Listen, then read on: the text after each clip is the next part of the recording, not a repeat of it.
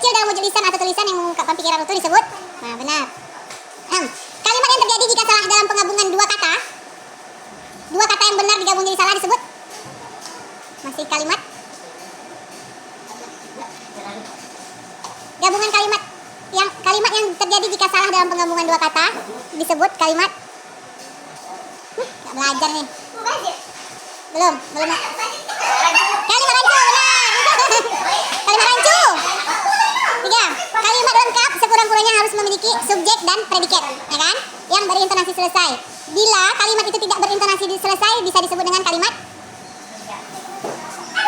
Ada aku baca, tapi aku lupa. Kopi. Kalimat yang tidak selesai disebut dengan. Kalimat lengkap harus punya subjek dan predikat dan harus berintonasi selesai. Jika dia tidak bisa selesai, bisa disebut dengan kalimat. Ya ampun, salah. Tidak. Belum benar.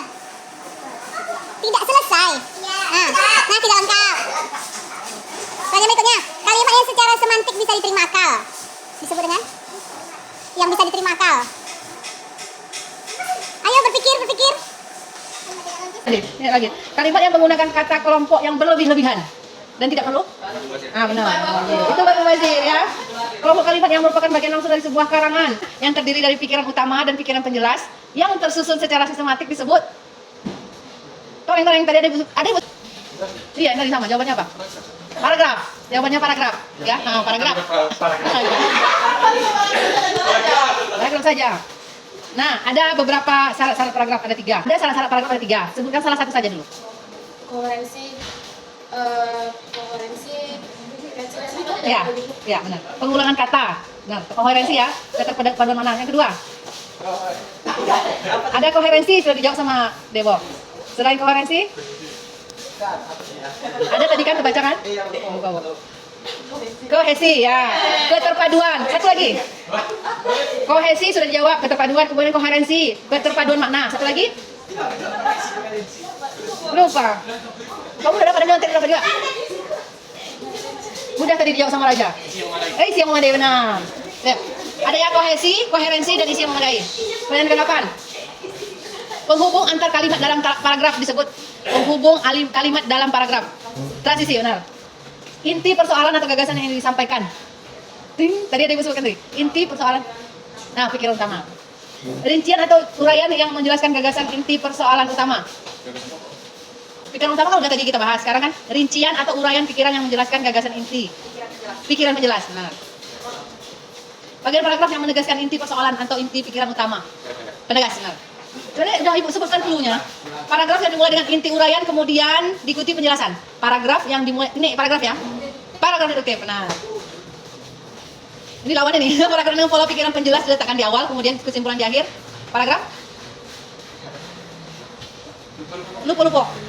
Paragraf dengan pola pikiran penjelas diletakkan di awal kemudian diakhiri dengan inti uraian utama disebut paragraf. Konduktif. Nggak ada konduktif. Induktif. Konduktif itu untuk listrik ya, konduktor. Paragraf yang dimulai dengan inti uraian utama diikuti penjelas, kemudian diakhiri dengan penegas disebut paragraf. Campuran. Yang mudah nih ya. Inti uraian atau pikiran utama tersirat dalam seluruh bagian. Inti uraian atau pikiran utama tersirat di seluruh bagian disebut paragraf.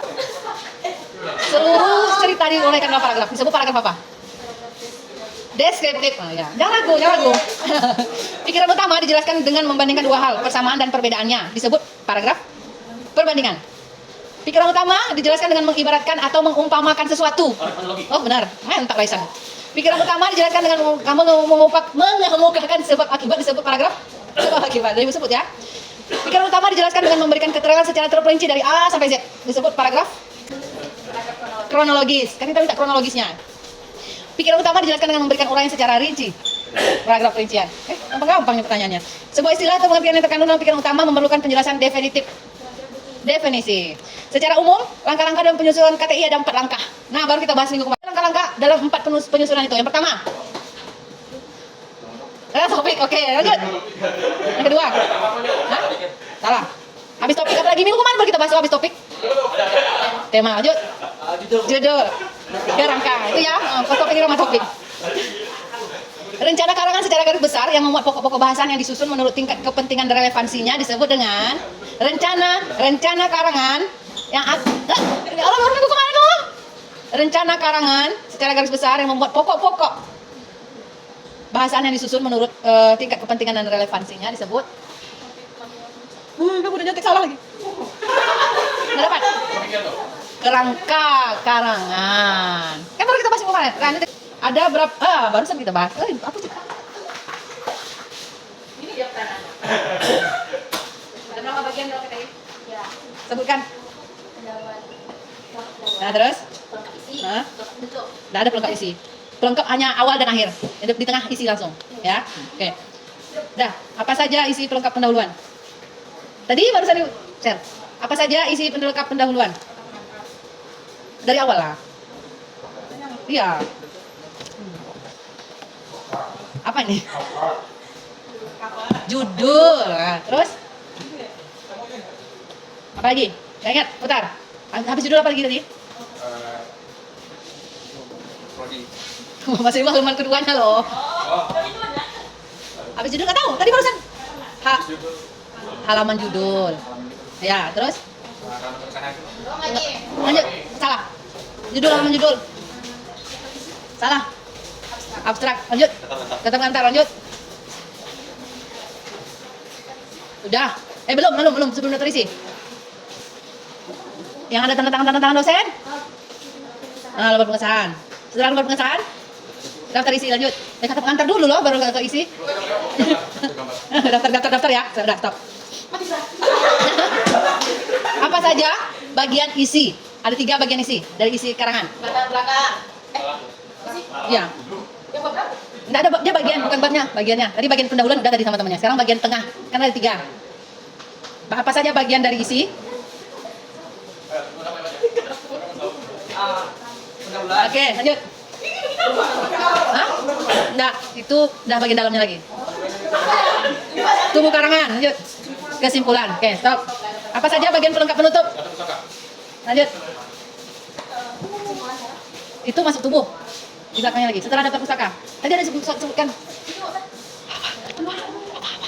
Apa namanya? Apa penulis? Biografi penulis. Ada lagi? Habis. Terima kasih.